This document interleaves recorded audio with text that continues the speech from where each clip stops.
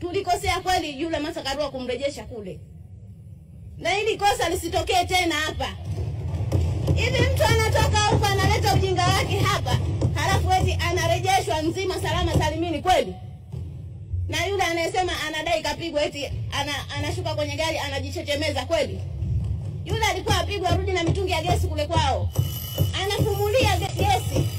Wengejua Tanzania. Wengeona makali ya jeshi la Tanzania. Lakini eti leo mtu anadai kapigwa, anazungumza tu kule, anaendelea kuzungumza. Tumemwacha Martha Karua anaendelea kuzungumza akiwa Kenya kule. Mheshimiwa Waziri, hili lisitokee tena. Anayekuja kwetu tunamalizana naye hapa hapa. Anaingia ndani ya 18 zetu tumalizane naye hapa hapa. Wanapotaka tunataka. Sisi hatujashindwa. Na sisi hatuwaogopi. Wasifikirie kama walivyoweza kufanya kule kwao watakuja kuchochea Tanzania iwe hivyo. Tanzania ni nchi tunayoheshimiana. Tanzania ni nchi ambayo tunaishi kwa urafiki na udugu. Sisi tunaheshimu sheria zetu.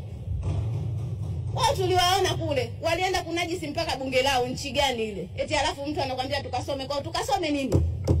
Kipi tukasome? Sisi hatuna cha kusoma kwa Wakenya, isipokuwa Wakenya watoke kule waje wajifunze kwetu. Waje watalii kwenye nchi yetu waone. Wafundishe namna siasa inapofanywa.